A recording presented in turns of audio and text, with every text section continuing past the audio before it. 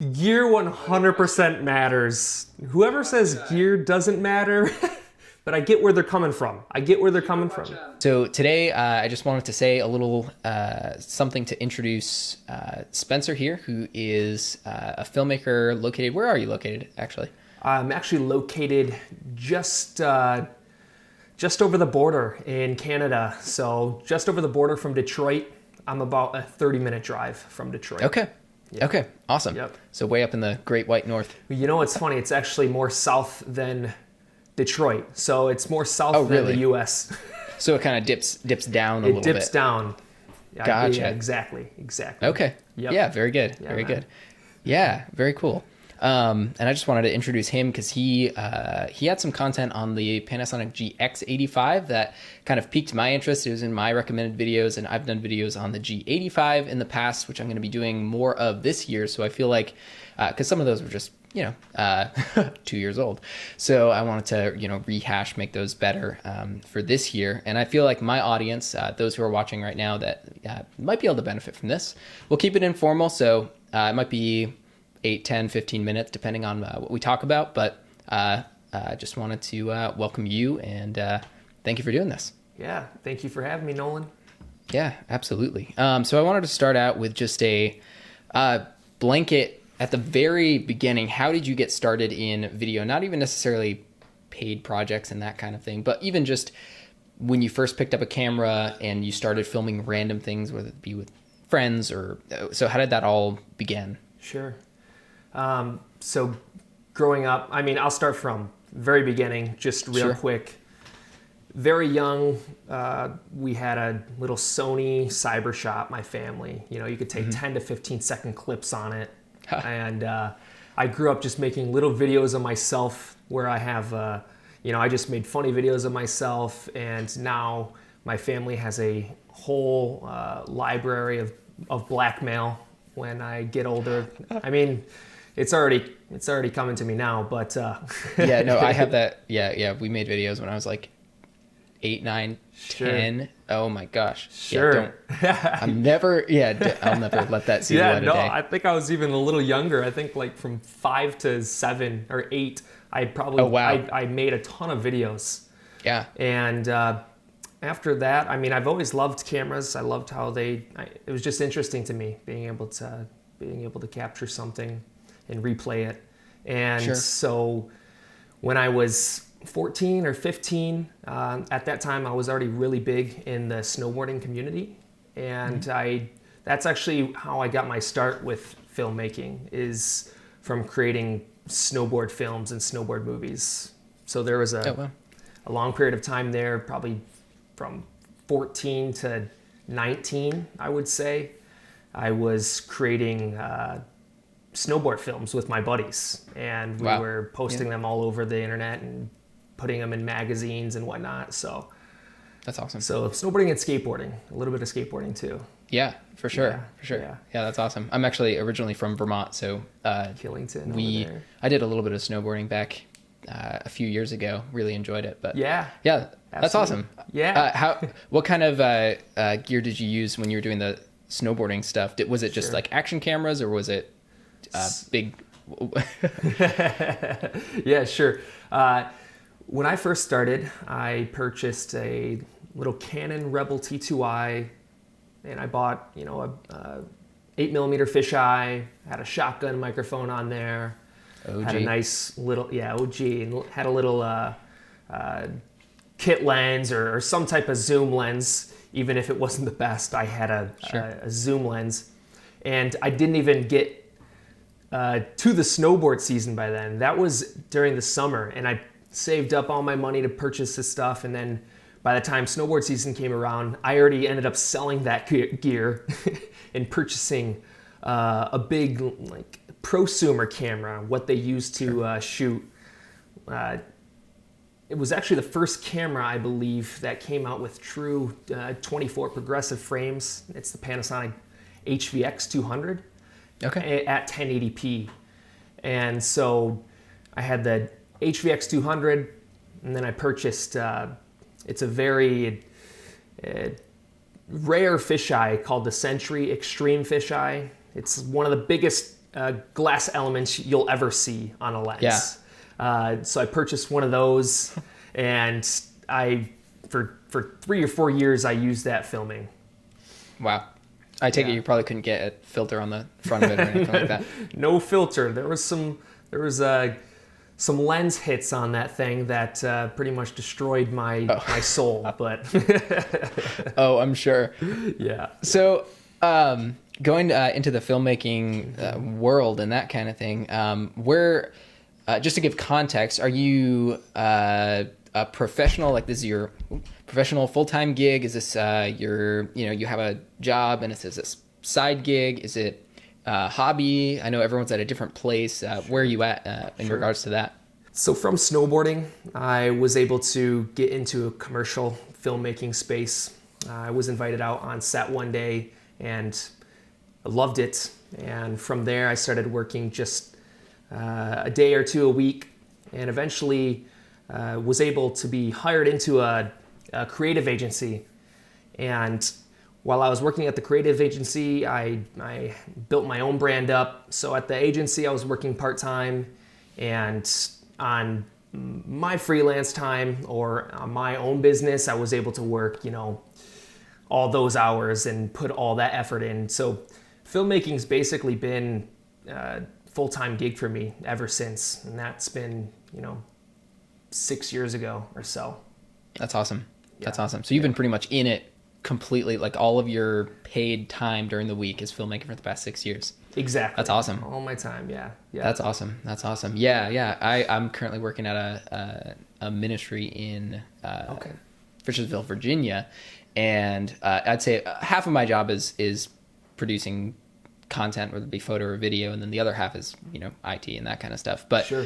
Eventually, not necessarily with them, but I eventually want to move into doing production. I've done, obviously on my channel, I've had weddings, and I originally wanted to go after that, but I'm kind of at a point now.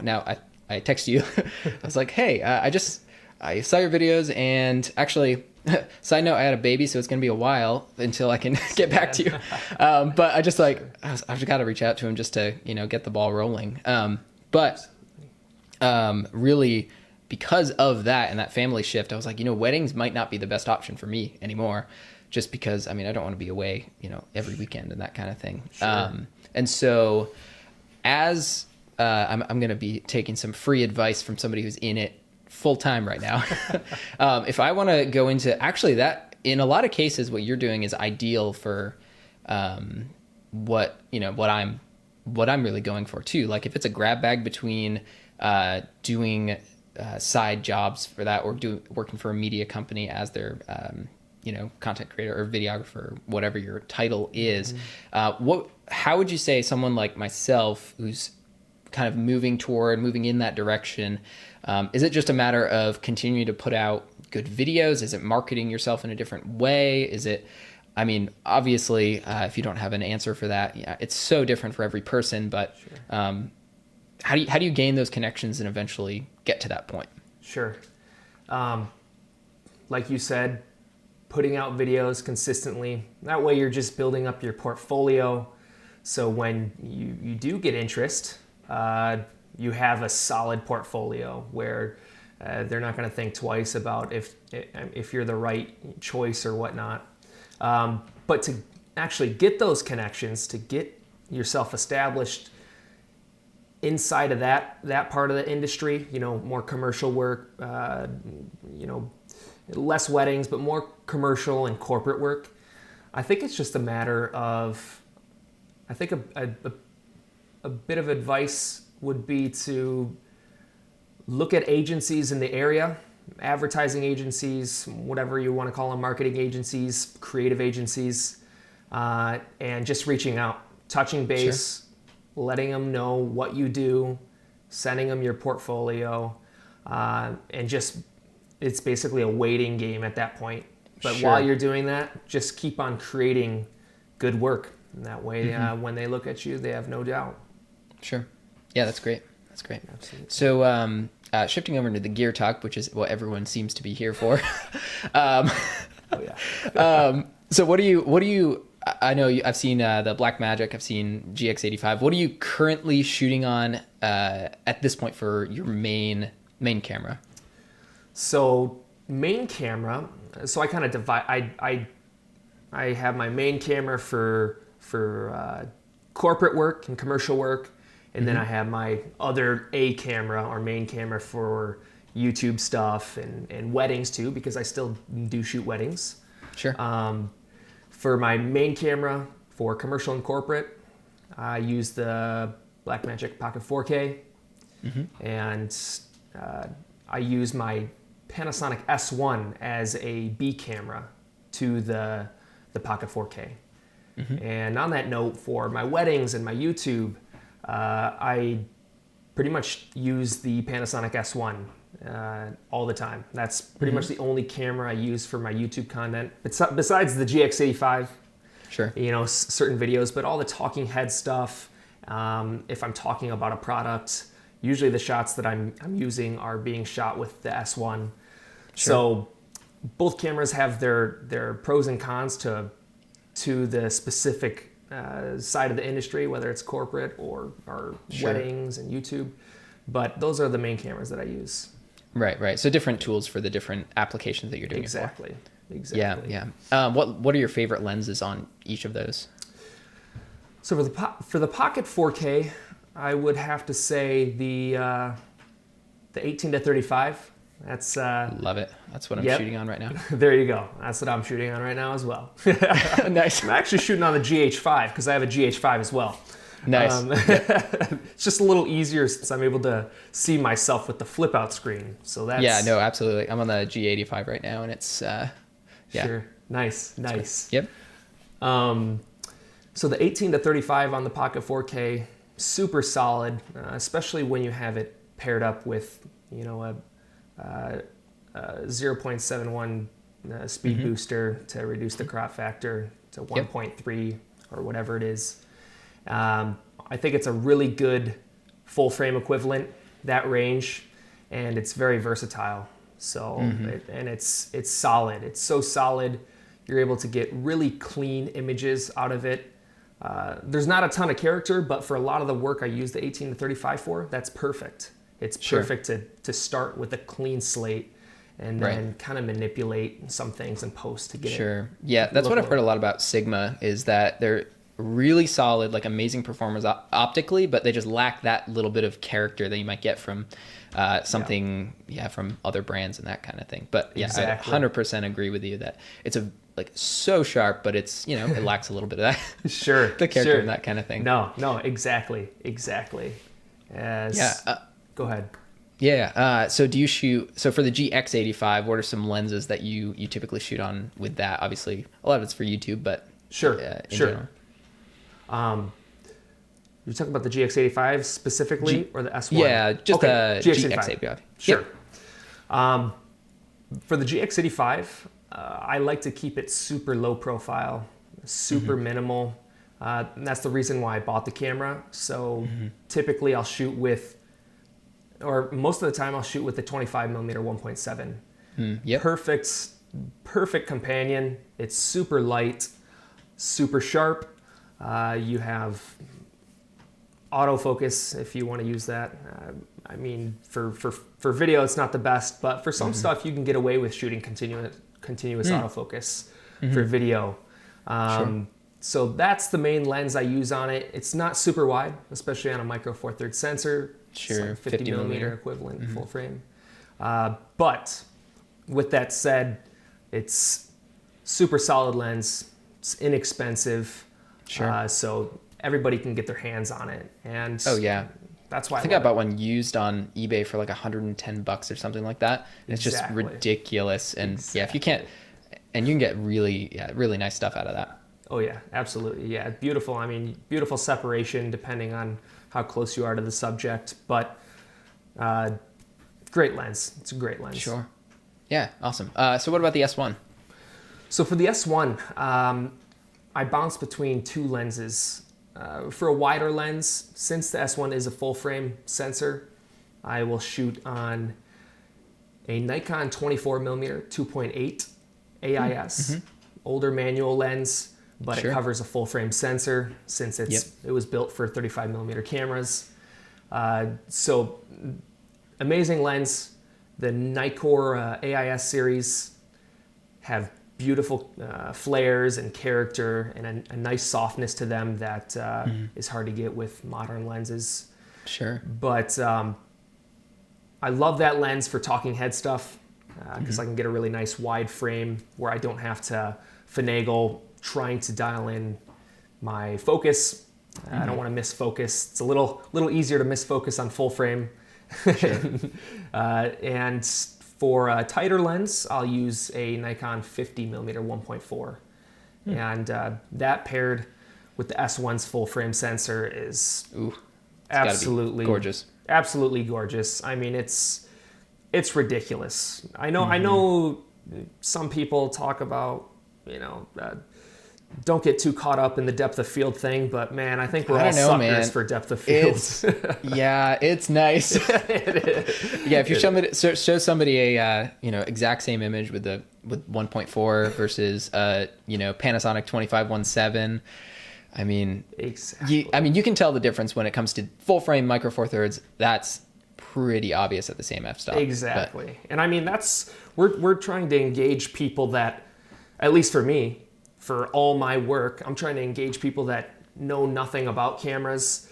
And I can guarantee you 95% of the people that see an image shot with, a full frame sensor compared to a micro four thirds sensor with the depth of field difference, depending on what lens you have. Sure. Everybody's going to point towards the full frame sensor when it comes to a more professional look. Sure. Since that's associated with depth of field, but right, because most stuff is either Super 35 and up usually when it comes to anything you watch in the movies or anything like that. Exactly. Sure. Yeah. No, absolutely. So you're saying gear does matter a little bit. Gear, that's gear 100% matters. Whoever says gear doesn't matter, but I get where they're coming from. Did you ever watch Eric Floberg's new video?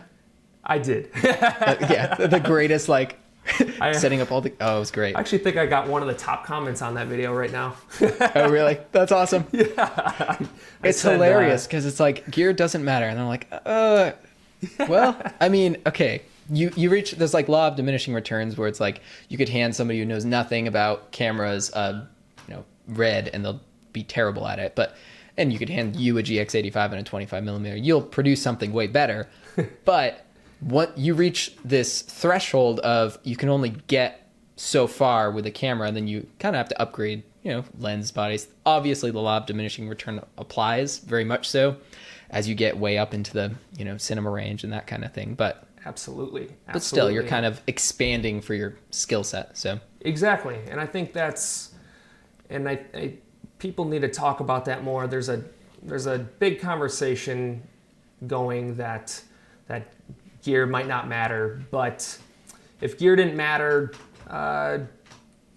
Hollywood would be shooting on iPhones and shooting on cheap cameras. But Hollywood doesn't shoot on cheap cameras or cheap iPhones because they're obviously their production allows way better cameras, and Hollywood look is associated with amazing looking cameras. And if you have amazing content or an amazing story to tell, an amazing camera system that makes it look better makes the film just that much better. And so gear matters. Yes. Yeah, I feel like there's always those intangibles that, people, like everyone says, well, they're not going to notice dynamic, one extra stop of dynamic range, which might be true. Sure. But there's always those subconscious things that I think people who don't know anything about video, like my wife will watch something and be like, that looks really good. And I'll be like, well, that's because that's Eterna film and it's gorgeous on, oh my gosh. So absolutely. So yeah, it absolutely does matter. And I feel like everybody saying it doesn't is, it needs a little nuance, I think is what it needs. Exactly. And I totally, I understand where they're coming from, but sure. Yeah, but yes, story is very, very important and it comes first. Right. Yes. Yep. Absolutely. So what gear would you personally, since we're on the, the mattering of gear, so what gear would you recommend somebody, let's say just starting out right now in 2021, what gear would you personally recommend to them? Sure. So if I were to recommend someone gear that was first starting out in filmmaking, I would have to say, like everyone says, just shoot with what you have at the moment. And if you find yourself wanting to buy gear or wanting, up your production game, your production value, the look of your films, if you want them to look, the next level, I would say buy a DSLR or a mirrorless camera. Find something inexpensive. Maybe buy a GH3, a GH4, a Sony A6000 series camera. Yeah, I shot on that for a little while. There you go. Yeah, great cameras, and they're inexpensive. I cannot forget to shout out the GX85. Amazing camera for inexpensive. So I would say shoot with what you have for now, and if you find yourself really loving creating films and the whole process of it, look at buying a small mirrorless camera to take it to the next step, and then just go from there. Sure. So what would be your best advice for someone who they want to learn a little bit more about shooting great video? Obviously, if they're here on YouTube, they kind of, they're here for learning about how to shoot better videos. But what resources would you point people to just learn how to, get better? Sure. What I did when I first started getting into filmmaking is connecting with people online that are in your area, that may be in the industry. If you don't have that connection, or if you don't have people in your area that are into filmmaking or whatever it is, go on YouTube. Seriously, YouTube is like the biggest resource for filmmaking knowledge. How to operate a camera, what settings do what to your footage, and how to take it all the way through post-production, making it look better when it comes to editing properly, making the right cuts, coloring. So YouTube is probably one of my biggest, actually the biggest source of my filmmaking knowledge. And then off of YouTube, just connecting with people in the area through Facebook groups. I really like Facebook groups. They're awesome to connect with people because they get pretty specific on your area and your niche. And so Facebook and YouTube and forums as well online. I love going through forums such as DVX User and Red User, and I'm not really sure what happened to BMC User, or whatever it is for Blackmagic. Kind of like, I think they revamped their website, and it just is terrible now. But anyways, we digress. Yes, I digress. So, YouTube first and foremost is a beautiful place to get some filmmaking knowledge. Yeah, absolutely. And I can really second YouTube for one, because it was a few years ago when I decided, like, hey, this is something that I would really want to pursue. Again, I had been shooting video, home videos and all that, been around cameras for a long time, but actually decided, hey, this is a direction I want to take my life. Who knows what the heck's going to happen. But yeah, like, let me see, where was I going with that? I just forgot. Problem. I lost my train of thought. No problem, man. And I can speak to the value of both YouTube and kind of moving forward in your knowledge base, but also reaching out to someone and offering your services. For a lot of people kind of are a little weird about free work sometimes, but so I got in at a wedding film company. They're actually really good friends of ours now, David and Sarah, and they're pretty, like, I would say they're in like the mid to high range of wedding filmmakers in our area. And so My wife knew them from the coffee shop she worked at.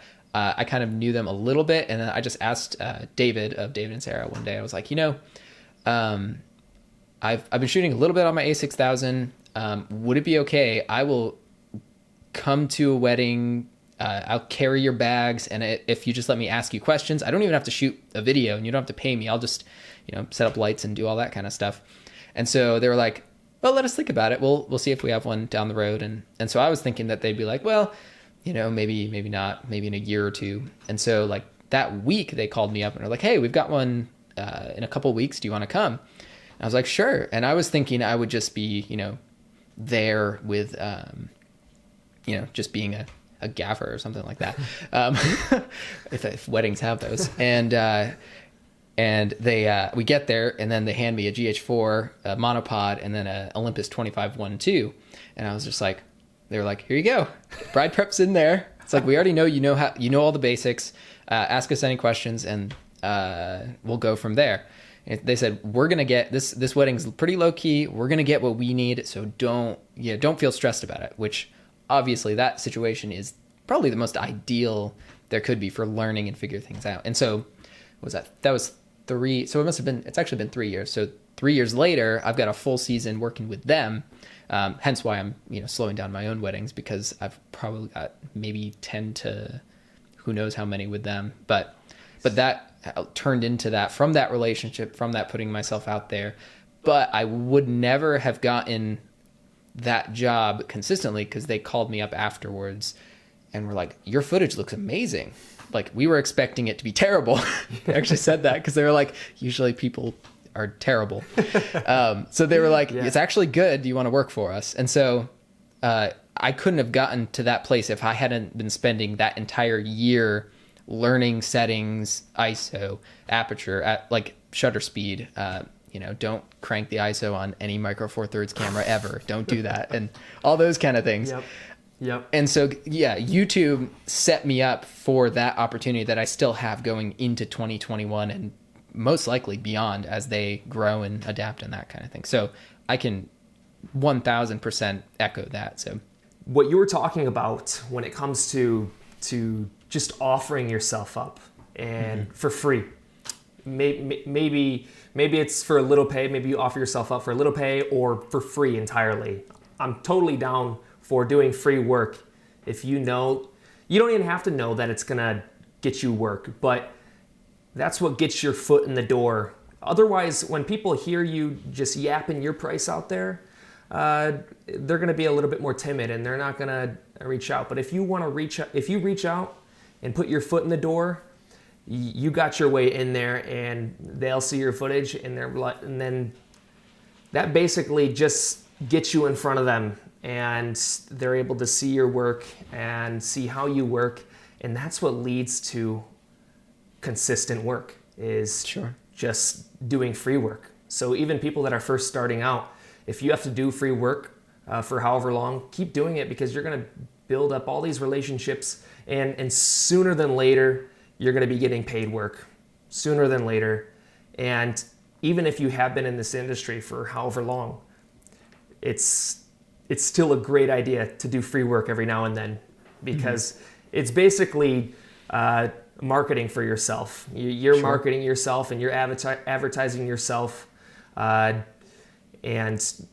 getting your foot in the door, and word of mouth referrals from people that you worked with. They might say, oh, this guy did a great job. And you'll get 4 other gigs from doing that free work. Obviously, those 4 other gigs hopefully are paid, but hey, you told me you're doing free work. Can you do it? Yeah. He told me that you did free work, so you're doing free work. It's like, I'm not going to pay $50 for a video. Yeah. That's a whole other conversation. Yeah, that's a whole other conversation. But I just wanted to just roll off of your when you were talking about just showing up on that wedding day just to help out. Helping out goes a long way when it comes to building your workload and your connections. It's a good idea. Yeah, absolutely. Well, Spencer, where can everyone find you at? So you can find me on YouTube, My name is Spencer Whiteman, so you just type that in. And you can also find me on Instagram, Spencer Whiteman Visuals. Pretty sure. Sounds good. Very good. Yeah, I'll make sure to get all those from you. I'll put them all in the description along with all of the gear that we talked about. And yeah, along with his channel. And everyone should definitely go subscribe to Spencer right now. And I'm sure he's got some great videos coming along. And yeah, thank you so much, man. No, thank you, Nolan. I appreciate it very much.